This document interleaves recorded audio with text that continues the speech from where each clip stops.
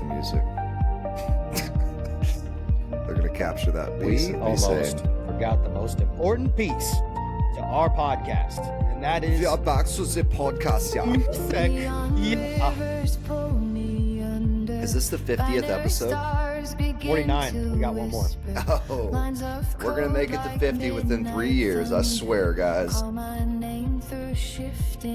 Does this make you feel like you're at the German graveyard? This is a German graveyard. It's a good time. Everybody here is dancing and they love it. They're all so fit. The only reason people listen to the podcast is for the accents, yeah. For the accents and the German dancing, yeah. Here we are. All right. We'll fade this bad boy out. Maybe. All right. Cool. Hold on, let's drop. We'll just straight up pause it. You want to keep going? Should we keep going? No, I mean, we can't go back now. I mean, I can really resume it right now. No, we can't go back. We can't go back. We can, but you just don't want to. I can't. We could. If you want to, go ahead. I think the way that you abruptly stopped it was like pushing someone off of a train. It's like, do I want to get back on the train now? Not that bad. Unless you have figured out how to use the force and you could like suck them back up on the train.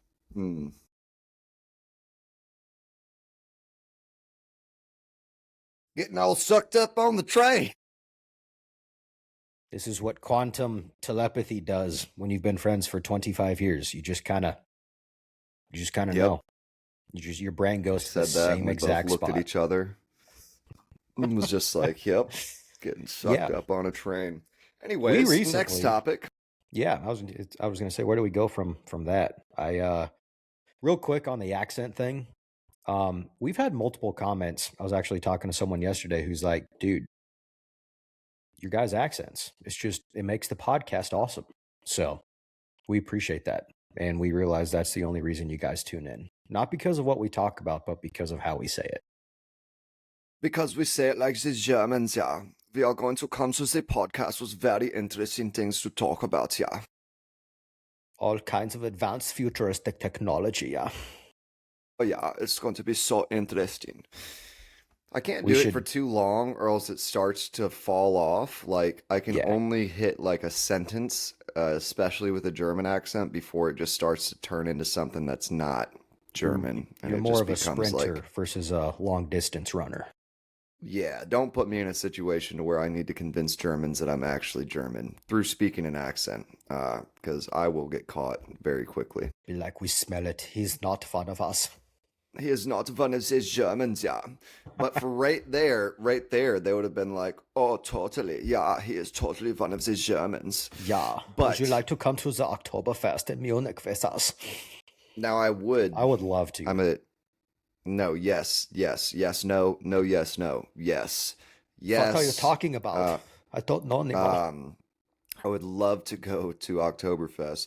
But also, our podcast has reached Germany, right? Yeah. Okay. We got to talk about that real quick. So we've been doing this podcast for almost 2 years now, which is insane to think about. And we, all of a sudden, within the last week or so, all of a sudden doubled our amount of listeners and doubled the amount of countries that we were previously in. So I don't know what it was. 94 countries. 94 countries. And I don't know if it's because maybe the World Cup kind of being a thing and all these different people are here right now and they're like, oh yeah.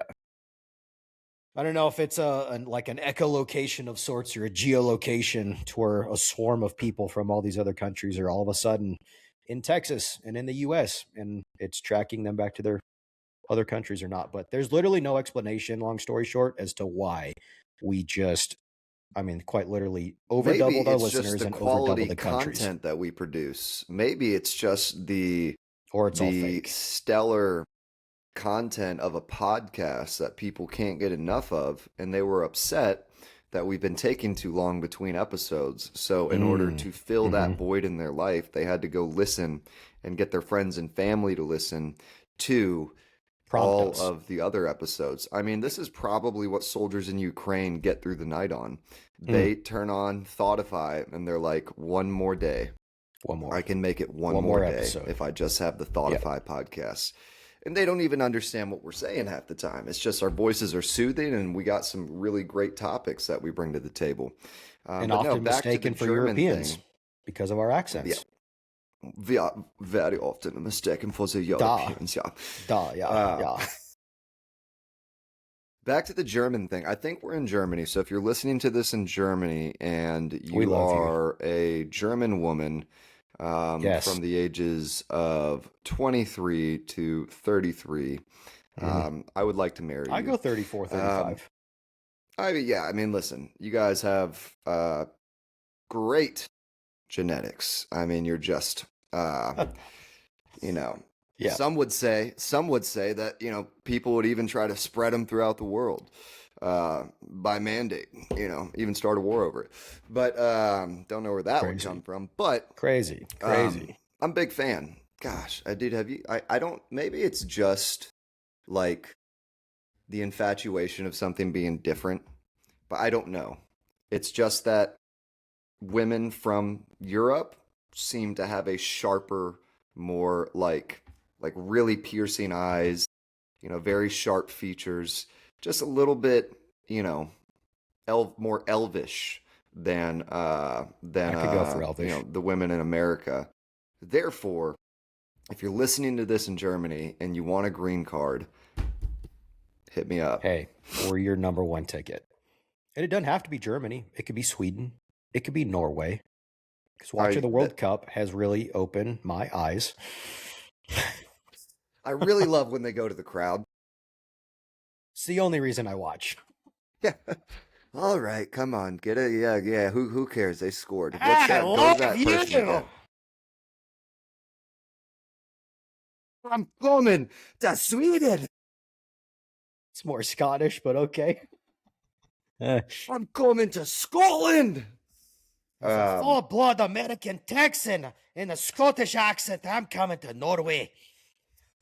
Did they? I was in Boston for the beginning of the World Cup, or kind of like right as it was, a little past starting, and yeah, man, people from England, Europe are not only super fun, they are hilarious. Like they ran through the streets all night, which I wish we had this type of camaraderie. They just start singing songs together, and they're horrible, the songs and the voices, but they don't care and they just keep it they like as loud as they can, and it's just like they all have their arms around each other and they have a passionate hate for any team that is not theirs.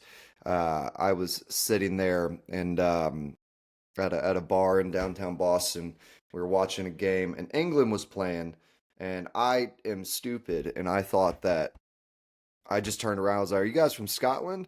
And he literally like was about to fight me, and he's like, if the Scots. No, that would be no. That he had an English accent. I'm not going to try to do it. My brain's confused right now. But he started a chant that was "F the Scots" loud as heck and trying to get me involved in it, and I was just laughing like, it's yeah, screw those guys. I don't know why, but yeah, they're just like they bring a different dynamic to sports that you don't really see unless, and here's the thing with American sports, you see it but it immediately crosses from like having a great time to fighting and rioting. It gets there way too quick. Like if you go to Philadelphia, they win one game and they like tear down all the streetlights. It's like the most counterintuitive thing in the world. It's like we Sounds won like a you're describing games. the atypical Eagles fan. Nobody likes them. Yeah, I mean, listen, like I don't. Philadelphia is not the city of brotherly love anymore. It's quite the opposite. Um, but yeah, yeah, I want to give a shout out to all the foreign fans that came here for the World Cup because they were nothing but fun. Super excited, brought like a different energy to the entire situation, and just reminded us that like it is that serious, and you should take everything that seriously. And, if your team loses, then you should violently assault the other team. Totally. No, I'm Absolutely. kidding. Obviously, The everything kicker that I said is, was the opposite. It was the opposite. They're very I would passionate, love but to I haven't. know, for any European fan that is tuning into this episode, what was, and Please. you happen to be here during a World Cup match, what was your favorite part about the United States? I would love to know. Besides ranch dressing, because that's evidently been a huge thing. I don't blame Well, you. dude, It's incredible. one of the things that they've, consistently been amazed by, and I've seen this in real time way outside of the World Cup. I had a buddy from, I think it was Australia, back when I was in my lower 20s. Dude, I'm 33. You I just turned, sounded like an old man. Back in dude, my lower back, 20s, back when I was a young little whippersnapper, back um, in my no, day before computers were invented. we had to mail the letters. But no, Chase and I both recently turned 33 within the past week, and we're feeling that, and I it don't know what you're hurts. talking about. Quit trying to drag me down with you. I'm still young. But you are 33. You be No, they quiet. are infatuated with the fact that you get free refills at every restaurant. They're just like, oh my gosh, you're bringing me another one. I don't have to pay. What do you mean? It's like that's not a thing overseas. You Yeah. don't get free refills for. Yeah, I got to pay for every. That to me is a little bit wild that you do have to pay for every single refill. Yeah. That's wild. But at the same time, they don't Makes tip you over less there fat. too. They don't tip. I think they were a little bit culture shocked when it came to them coming here and they go to a restaurant and they're like, what do you mean we have to tip? You want a piece of Well, that's advice? something. Yeah, and all these things are like things that, like, if your friend comes over from Europe, they're gonna be like, it's gonna be the same experience. It's not just because of the World Cup. Like, this isn't the first time people have come over from Europe and been like, "You guys tip? You guys have free refills?" Um, but in the context of the World Cup, it was funny because there's so many people going out and whatnot, and with social media, everyone's posting it online. But yeah, I had a conversation with a guy from England at a bar, literally one of the best looking dudes I've ever seen in my life. I was like, I swear, if you follow me anywhere, I'm not going to be able to talk to women, so do not. Like, and he had an English accent, and it was just perfect. I was just like, hey, brother, I don't swing both ways, but I I might I'm a try. switch hitter Uh, today. yeah, like hot dang, dude. Like he was just a super nice, like had perfect teeth, and he was in real estate here for like a month, and I'm just like, gosh dang it. There's levels in life, and he's on a higher one than I am.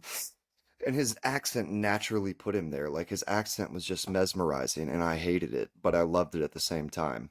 But no, they were talking about how they were so taken back by the tipping culture here, and how it's like, they were more thinking like, oh, you tip if you have a good experience. It's like, no, no, no, no, you tip if you hate the waiter. There's nothing that keeps you from tipping. It is what you are supposed to do. If you don't tip, it doesn't matter how bad of a situation you had, you are still looked at as a bad guy. So yeah, I was it's just funny to watch that, just because to us it's so normal, and then someone points it out, and you're like, oh wait, it is getting a little out of control. We're asking for tips at, like, Concession wedding stands. shops. Yeah, I mean, dude, they're even asking for tips at Sonic now. Are they really? Dude, I haven't been to Sonic in forever. That's insane. Wow. Yeah, That's so like, not to go down a rabbit hole, but I have two questions for you before we divulge and divert.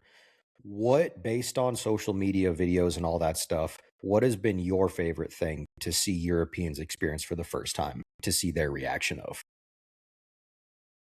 in the US? um I wouldn't even say the Europeans, I would say the Japanese are my Or, favorite to yeah, watch. just doesn't have to be Europeans, but anyone from not the US. Barbecue. Watching them Barbecue? eat Yeah. barbecue. Yeah, because they're just like so taken back by how big of portions there are. And I'm like, listen, guys, it's not the fact that the portions are big. This is just a piece of the cow. You guys just don't cut big. Like, Yeah. you guys have the cows are also large over there. Maybe not as, there are countries where, like, cattle and livestock in general might be different sizes based on, where they grew up and the resources available. But generally, you guys have cows and you could cut them the exact same way. But you just choose not to. So it's not that crazy, but it's funny to watch. Yeah. I would say Well, I for don't think they have me, cows in Japan. I don't know. Don't quote yeah, me they on do. that. I have no They idea. I don't definitely know if do. cows have made it over there yet. Oh, because of Wagyu. Yep, they definitely have cows, but they're not nice to them. The Wagyu process is not a good process. I mean, it's not really a healthy thing for the cow. But I've got well, a. Can you hear me? yeah, Okay. Give me 1 second. Someone's FaceTiming me, and it's killing my ability to hear you. or just ignore the call. Okay, now I'm. Can you hear my phone ringing? No. I mean, All right. ever so faintly Okay. in the background, but because of the mic, but nothing else. No. Yeah. Okay. It I was. would say for me though, whether it's, Japanese or European or wherever they're from, I love watching people experience Bass Pro for the first time. Oh, I didn't even think about that. And they go in and they're like, what is this place? That or And Walmart. just to see, yeah, that or Walmart. And they're like, you can literally buy anything you want to in one single store. Like, oh, I just went and got some food. Now time to go buy a gun. Like that You know, it goes them good with seeing fries. weapons, A 12 gauge. some sounds of freedom that you can hold and shoot. But the dynamic of them going past the gun section is so cool because they're like, what do you mean like I can hold this? I can literally hold this right now. And them going to the shooting range too for the first time, shooting guns, and them falling in love, I think is definitely among the top favorite things for me. Let them plant some freedom seeds. Watch them grow. Yes, sir. Um, But no, pretty the other awesome. thing is, like, it does make you think. Like, I don't like the way I would describe it is not decadence, but it makes you understand how big of a difference there actually is in GDP and how that translates to Oh yeah. available Standard of resources. living. Yeah. Yeah, because I mean, like, it is like when you look at, Walmart compared to stores anywhere else, it is over the top.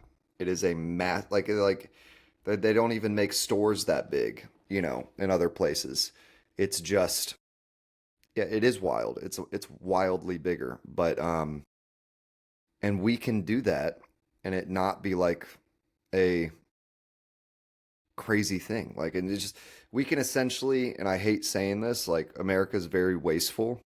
Like, we have so many resources and so much trade going on that we can build stores that are that big and somewhat be wasteful. And I don't think that's good. I don't think we should be wasteful, but it's just like it's almost like when you compare it to the rest of the world, it's like we are overflowing with Oh yeah. resources and whatnot. Well, and I think not to add a bad caveat onto that, but for the sake of this, I will.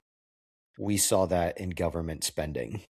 I mean, before Doge got involved or when Doge got involved and uncovered all of these programs that were literally wasting billions of dollars on transgender animal studies or whatever the heck you want to call it. I mean, that's what overabundance does. Not saying it's a bad thing per se, but it definitely No, it is. breeds the mindset of trash, legitimately. Like, all kinds of wasteful stuff that literally never needs to be a thing in the history of human existence, but you leave it up to a few select individuals in power and they'll run wild with it. And it's so crazy how much different it is because my buddy, lives over in Croatia, and it's just like they when you go to the store in Croatia, there's not sections with insane amounts of like this one thing there. It's like everyone just buys what they need. Like no one is walking out of the grocery store with like you see like a mom of 4 or 5 like my mom used to, with a grocery cart that looks like the end of the world is coming. Um, Yeah. and it's like they just don't have that over there. And it's like everyone is very minimalistic in terms of resource allocation. And it's not it's not like they're trying to be because like they're trying to be better. That's just how they've always lived. And it translates to a much more um, I would say a much healthier society. I agree. Sometimes, I mean, not saying we're not We got telling some people what they tubbies need over or here. don't need, but like when you have 40 different chip selections when you go to one aisle of a grocery store, I mean, come on. Seriously? And Dude, again, that's the it. things we've Yeah. done to food, like the Well, 90s, it's like not when even we were, food anymore. It's dude, not even food anymore. the flavors we were doing in the 90s, they were like, you know, Dorito barbecue or just like wild stuff where they've just synthesized the taste through a chemical and they just spray it all over chips or something like that. Like made like dude, oh my gosh. I saw when was this? It was the worst thing I've ever seen in my life. Sour Patch Kids Oreos. I'm not kidding. That was like recently in life. I forget where I was or who had them. It was some event, and I remember they were handing them out, and they weren't like a they were more of like a test. But yeah, Yeah. Sour Patch Kids Oreos cookies. So literally Oreos that were Sour Patch Kid flavor. Yes. That's disgusting. I Yeah. want to be part of that focus group to be like, this is a great idea. We should Let's definitely not make this focus happen. on it, guys. How about that? Let's not make this group and focus on it at all. Here's this whiteboard. Let's just slap some random stuff on here that we know is going to be crap, and we'll just make it happen. Let's make it happen, Captain. But Make it happen. we do this podcast for an hour. Chase and I could talk about random things all day. We did have some If you guys couldn't intentionality tell. in terms of what we wanted to discuss. And we didn't even get to talk a little bit about the Odyssey. Um, Oh, dude. Let's do this. Let's do a quick rundown, yeah, like a 3-minute segment, which really means like 10 minutes we'll of preface our with it. We preliminary haven't seen thoughts. it. Preliminary. Yes. And then Okay. next episode, we'll do an actual follow-up of when we actually saw the movie. Yes. Man, I don't. It's a 3 hour movie, and we're thinking about going to see it today. And it's just like, man, that's 3 hours of the day. And I swear, if this movie is bad and I pay for it, I'm going to be upset. That's a large part of my Saturday. But yeah, so I mean, long story short, in the build up to the Odyssey, it was kind of torn apart because they're throwing Elliot Page as a male soldier. And listen, I don't care what you do with your body or whatnot, transgenderism, have at it. But you're just not a male soldier. You're not a you're not A feared Greek warrior. a big masculine soldier that would slice people down in battle. Um, and that shows. And I haven't seen her parts yet, and maybe they're inconsequential and they're done well. I don't know. But outside of that, there's been all these futuristic looking armors and all this stuff, and it's just like everyone we see individually rating this movie is like 5 out of 10. I walked out of the movie, like all of this stuff. But Rotten Tomatoes and Popcorn Meter are both in the 90s. Gosh, I'm so sick of those two things because they used to be really good. Rotten Tomatoes used to be an independent movie reviewer that people would go to because it was a source that was untainted by the opinions of people thrusting this movie down your throat.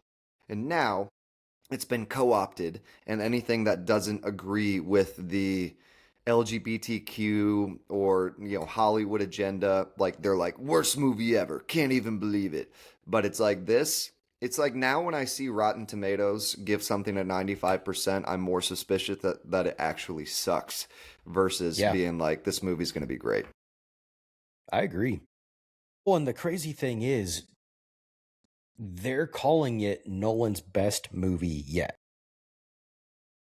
I'm like, dude, that's a tall order based on his history of filmmaking and all the great movies that he's done. And you're calling The Odyssey the best one that he's ever done. Based on, again, preliminary stuff that we have seen. We have not seen it yet. But stuff that we've seen and based on the majority of individuals out there, I am appalled that they are actually calling it his best movie yet. Yeah. I mean, it's all that to say, we might go see it today, and we're just not like, I don't know. I might put my foot down and just be like, I have no idea what's going to happen, just because, like, it's a beautiful day outside. I think some drinks on a patio would be. I want some mimosas. Drinks on a nice patio. You heard me?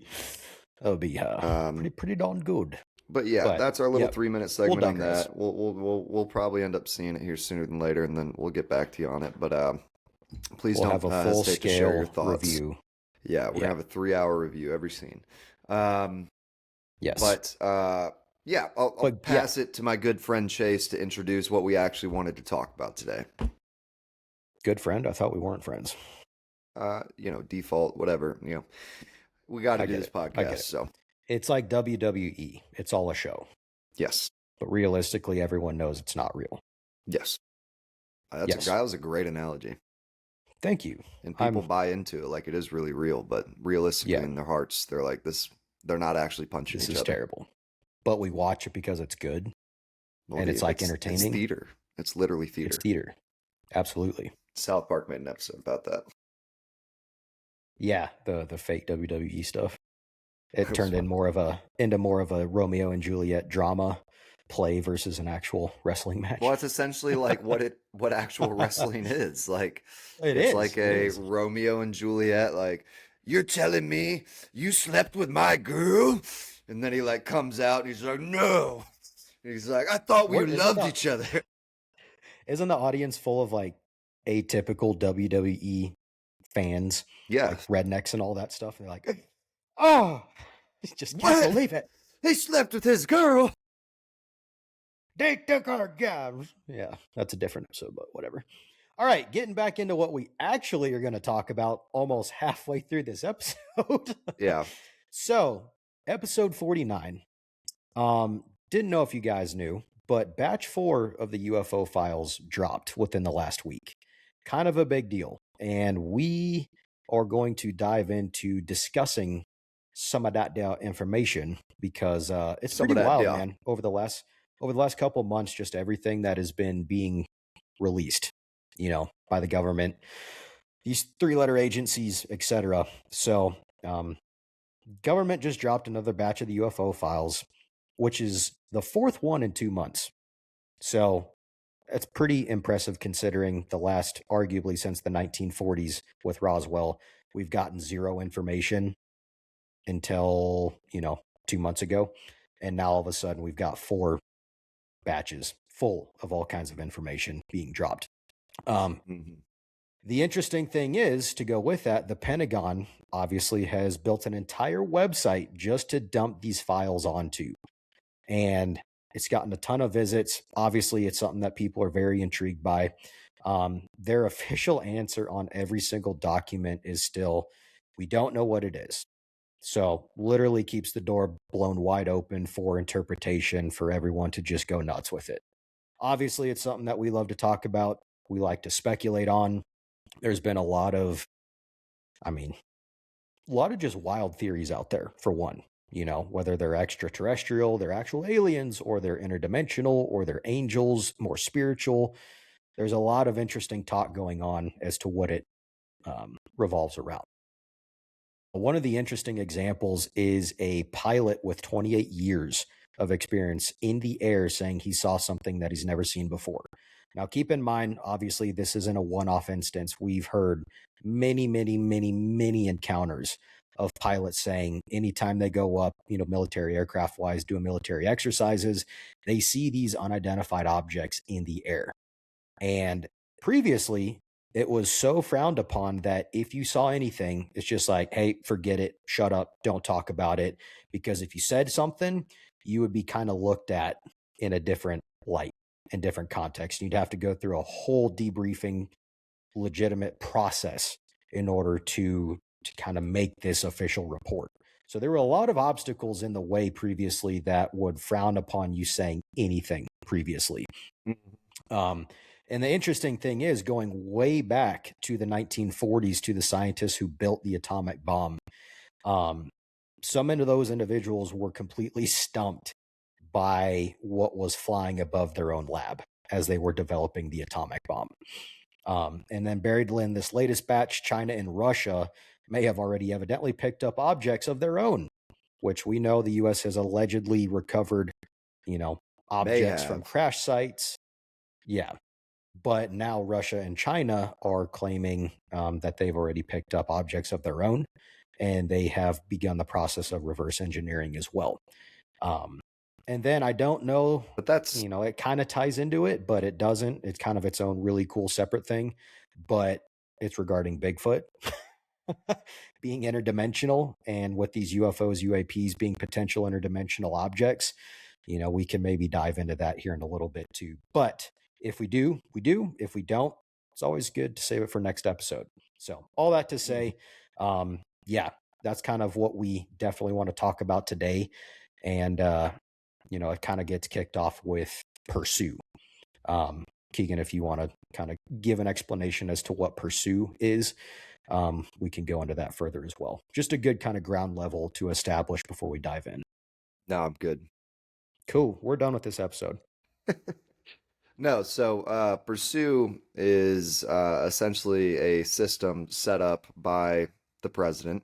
And what he really did is he directed federal agencies in February 2026 to identify and declassify UFO records, creating Pursue, the Presidential Unsealing and Reporting System for UAP encounters. So pretty much it's a dedicated government website hosted at war.gov/UFO. Like we're starting with war. But they essentially modeled it exactly like the Epstein file releases, which is, probably just a little bit at a time, redacting the right things, making sure that as these things are released, they tell enough to satisfy the itch, but they don't tell enough to give anything away. And, it kind of makes you think, like, why are these two things being handled in a similar way? I don't think that's a crazy thing to answer, but I mean, I'll pause there for a second and just kind of ask, if we do have all this stuff, why do you think it's happening the way that it is? And why do you think it's happening now? I think that's the $1 million question. Anyways, yeah. Go ahead. If you give me $1 million, I'll answer. But I would say, I don't know. I think it's just the time and place that everyone has gotten to in society. Like, everyone suspects something is going on, but ultimately we've never been given an official answer. And I think it's the culmination point and pressures of society to where the government's like, all right, we better say something. Not due to extenuating circumstances per se, but I think it's just to the point that people are getting so fed up with being fed lies and lies and lies that ultimately they kind of had to do something. I completely disagree. Cool. Because I don't think that, I mean, look at the Epstein files. We literally know that there was a child sex trafficking ring that happened, and we still have people going, there's no evidence to support that. Like, that's, like, they will do whatever they want right in front of our faces and only release it if they have extenuating circumstances around a situation that would make them look better in the long run if they did this now. I do think that, I mean, here's the thing that you were talking about it earlier. These in this fourth batch that they've released, spanning from the 1940s all the way to 2025. With the first batch having around, 158 files from 5 different agencies. I don't know how much this one has, but regardless, this is the fourth batch. They're obviously withholding a lot, but they've released stuff that is genuinely unexplainable on video, on radar, and it's one of those things where it's like, okay, you don't have to call it aliens, you don't have to call it anything, but you have to now admit that it is something. You have to now admit there is something that we cannot explain that has been recorded by the government multiple times. And a lot of people who've come up through time and, tried to bring this up were probably more credible than they were given, quote unquote, for lack of a better term, credit for. So it's no longer like is there something there? I think we've gotten past the point of confirming whether or not there's something there. I just think it's coalescing at a time where they are most likely. Because, I mean, one of the big things, like if you get into the alien lore or all this stuff, extraterrestrials, is that there has apparently been a long-standing agreement between the US government or governments in general and these entities that we're not going to, tell everyone yet because it would disrupt society too much. They're not ready to take in something like that. Now we're being And going back spoon-fed. to Eisenhower, right? I mean, all the way back to the 1950s. Yeah. So we're being spoon fed this stuff. And I think in preparation for the real, just, and like, if you get into like kind of Illuminati, stuff in terms of the, what was I going to say? Like in movies, they say that like, they have to tell us what they're going to do, and the way that they do that is through media, and movies and things of the sort. And that movie Disclosure just came out, like a movie about actually. Insane movie, by the way, people. Insane. Have you seen Like, it? if that doesn't, I saw it. Yeah. If that doesn't get you fired up, literally about what we're talking about, and that's what I mean, not to hijack what you were saying, but No, go I'm ahead. saying so many people know, they don't discredit that there's something out there. Everyone knows, and it's getting to a boiling point of like, all right, nut up or shut up, basically. We demand to know what the heck's going on. And the fact that it's being kept secret or has been kept secret for so long is like, what is the ulterior motive? And their reasoning is, well, it would just dismantle the fabric of society and democracy as we know it. I call bullcrap. Yeah. Well, I mean, I don't, I don't think that it's complete BS because, I mean, imagine. So just let's take the the crazies in society. Let's religious fanatics. Um, Imagine if you told a Islamic extremist that religion isn't real. It was created as a way to pacify humanity, and we're essentially a genetic experiment to them. Or like something that would insinuate that. Like there's something more than what the Quran or the Bible says out there, and how violently they might disagree with that, and how that could turn into like rioting in the streets, being like, no, this isn't, no, oh, the only thing that's true is this book that I have in my hand, and anyone who says anything differently, is gonna have to pay. Um, or the people who start, let's say, like again, the aliens are real. It insinuates a lot of different things, and then they're like, well, there is no morality. All this stuff is just made up. So therefore, I'm just going to go into society and act how I want to act because there's no real I would be repercussions. curious though, how would that disrupt morality? Because if you insinuate that we were created by aliens, or and I'm not saying that it has like if aliens come down to Earth, I'm not saying that it has to insinuate only that, but I think it's I think it's been talked about a lot, and it's a thing that a lot of people would start thinking about, and they would say, well, there is no God. There is no basis for morality. This was just given to us as a compass to make sure that we didn't kill each other as a species. And I'm not saying that that's what I would believe, but I'm just saying, like, imagine the person who does believe that, who is somewhat of a fanatic or, outstanding outlier, and what they would do with over, billions of people. Even if there's only 1%, that's a lot of people that are throughout the world that could just start acting a lot differently because they believe everything they've been told or believed up until this point doesn't have a foundation or is a lie. So I do think there is a chance of people rioting, going crazy, essentially letting loose because they're like, morality isn't real.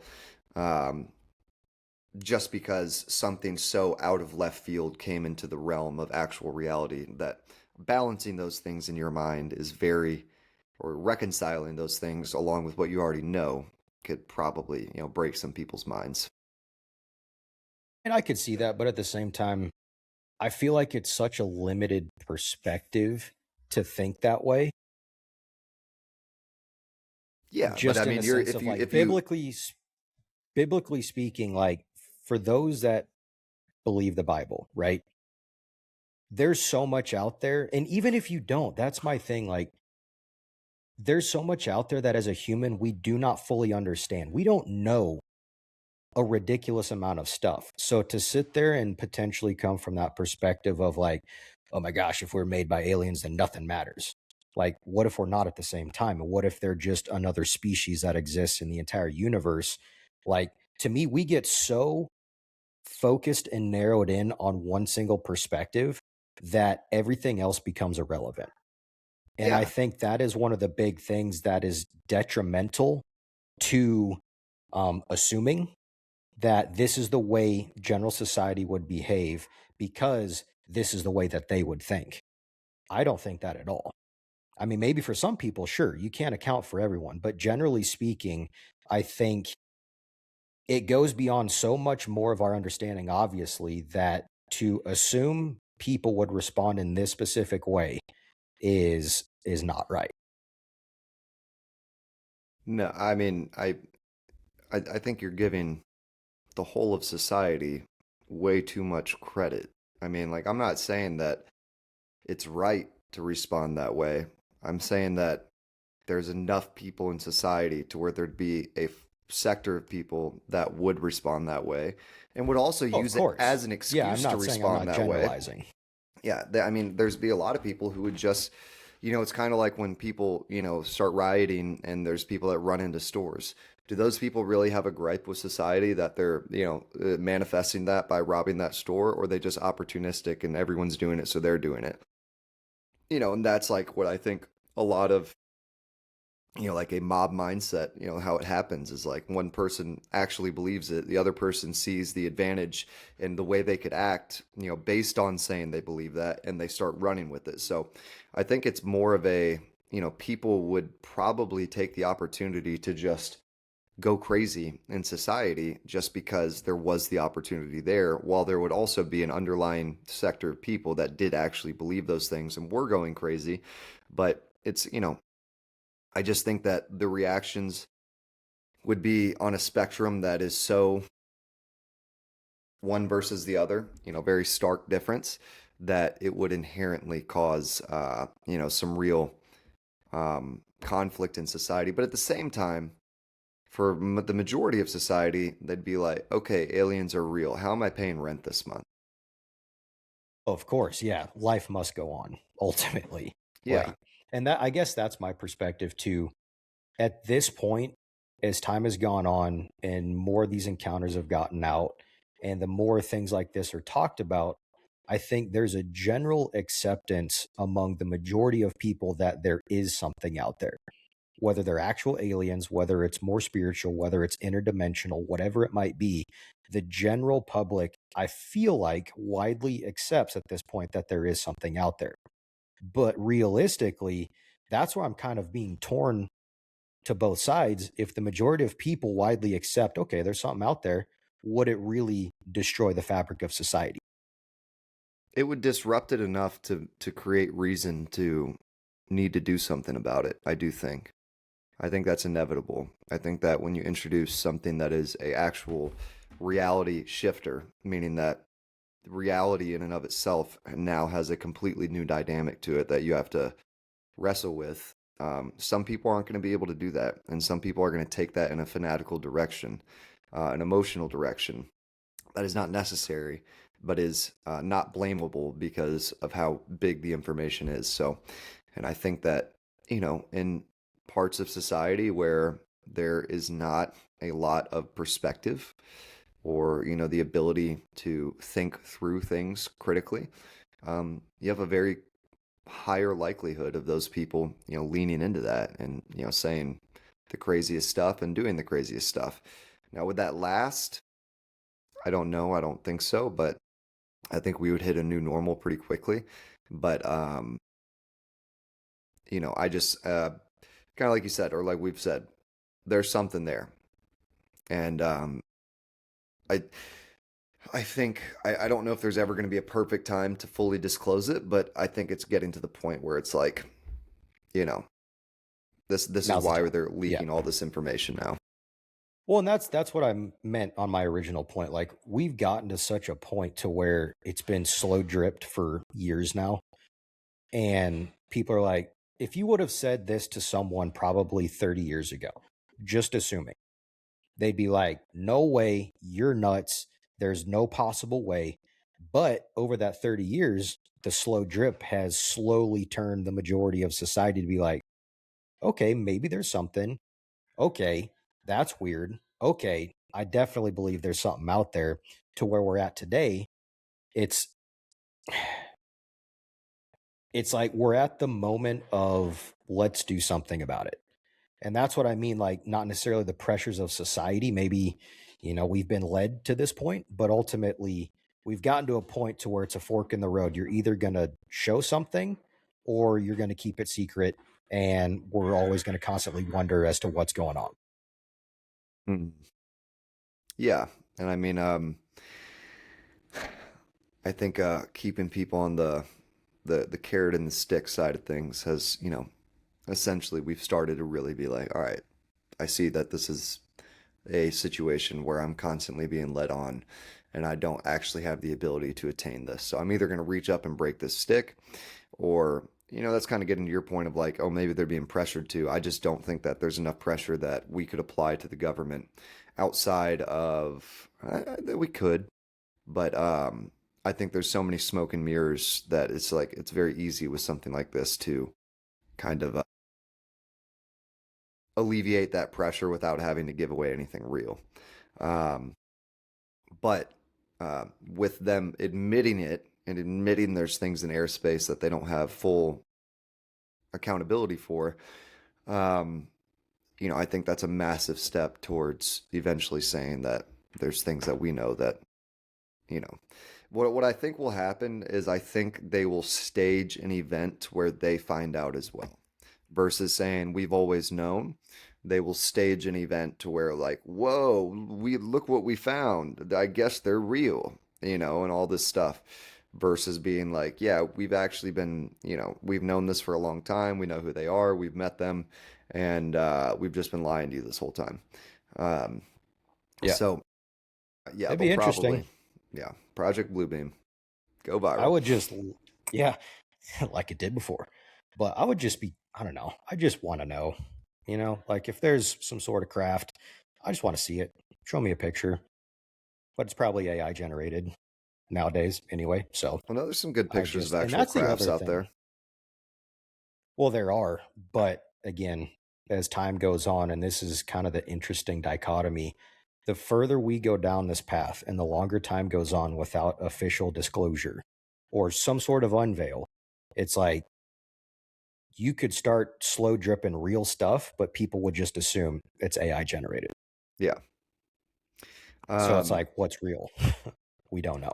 well, I mean, and then to, I think to try to connect 2 points, I mean, there's data points in other areas that are very mysterious that kind of lean into the same type of topic that are unexplainable as well. And, I know this is somewhat of a stretch, but when you look at the realm of possibilities of whether these things are interdimensional or whether or not these things are, really just whatever they might be, um, like you start hearing stories about things like, the Bigfoot thing you wanted to bring up, the idea that that type of species or something of the sort is interdimensional.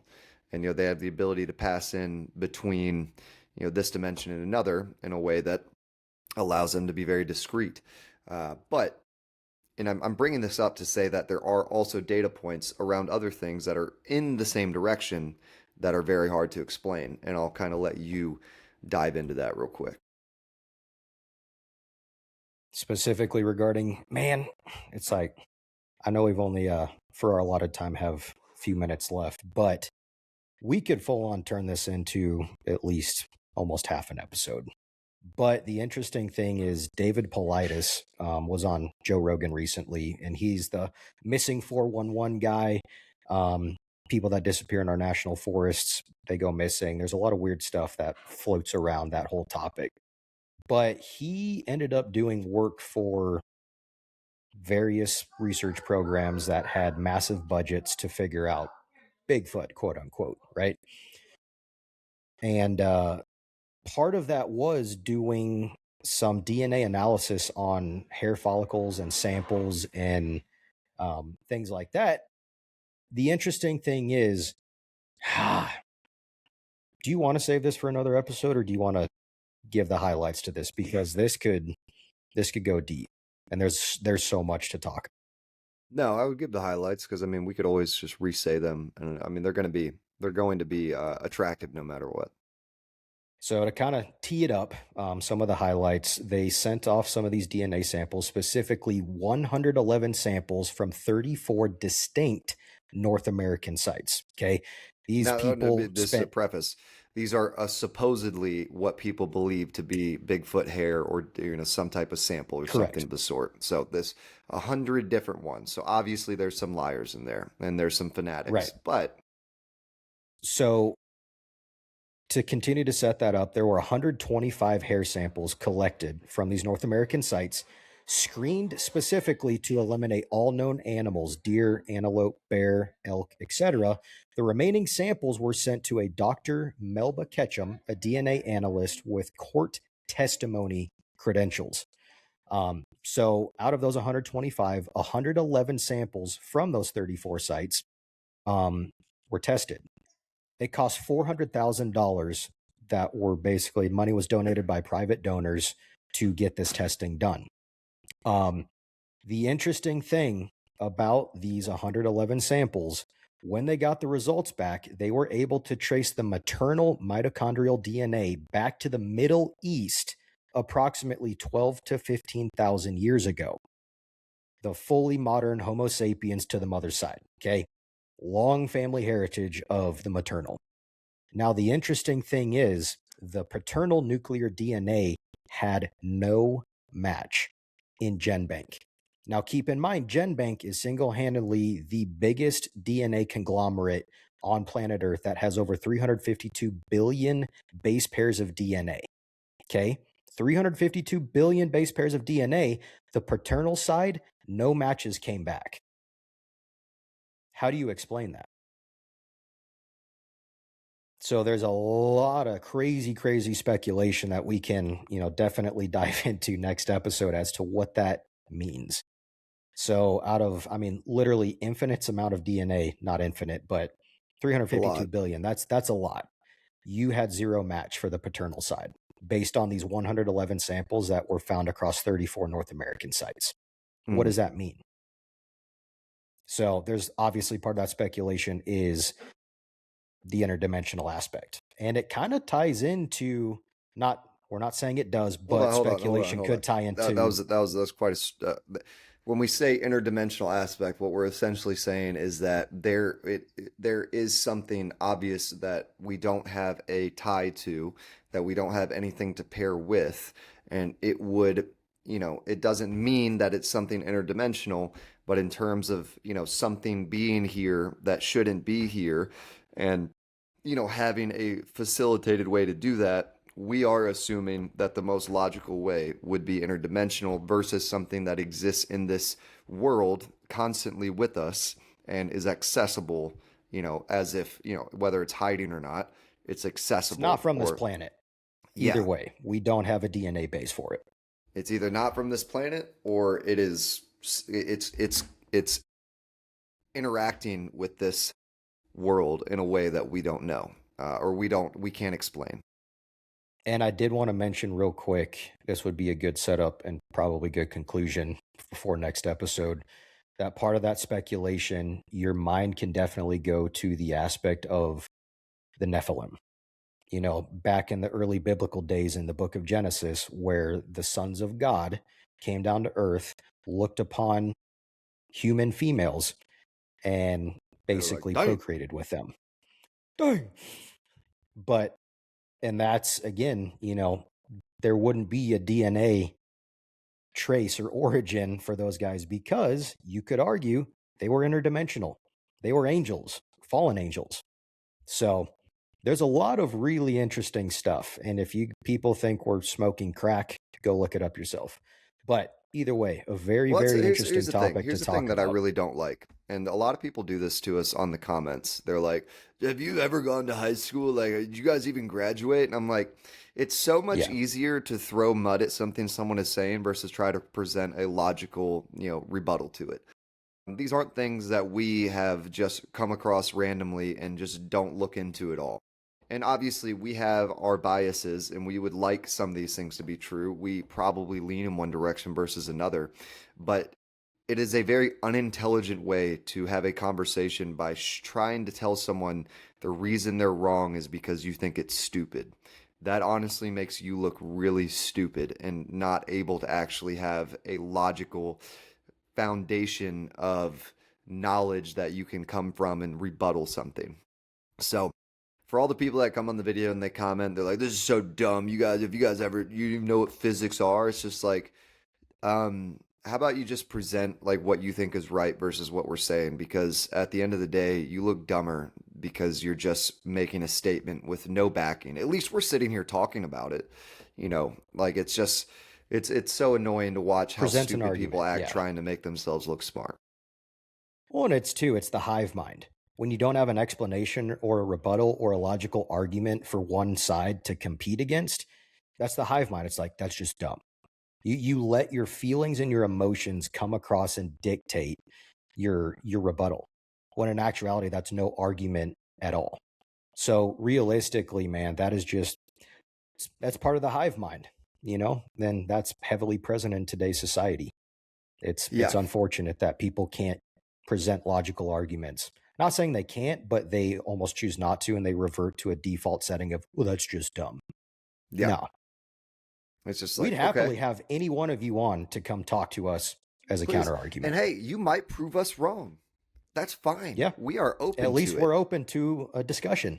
Yeah. Like we're not going to sit here and like just be like, oh, everything we say is 100% right. Can you hear this going off my phone? Okay, good. I'm in a group text and they just blow that thing up. I hate group texts. But no, so that was kind of the teaser for something we really want to talk about next episode. We'll kind of restate everything we said at the end here for the next episode to, get on top of it. But we don't really have much time to make any more comments on this. We got about 2 minutes left in our allotted hours. So we're going to go ahead and call it here. I love all you guys. Our apologies for being inconsistent sometimes with when we release episodes, but we're getting better at it. We got some cool things in the works that, we've talked about before. We still can't talk about them just yet, but either way, Spotify Army, we love you guys. Have a great Absolutely. Saturday. Good teaser for next episode. We'll catch you on episode 50. Until next time. Oh yeah, 50, episode 50. Nice.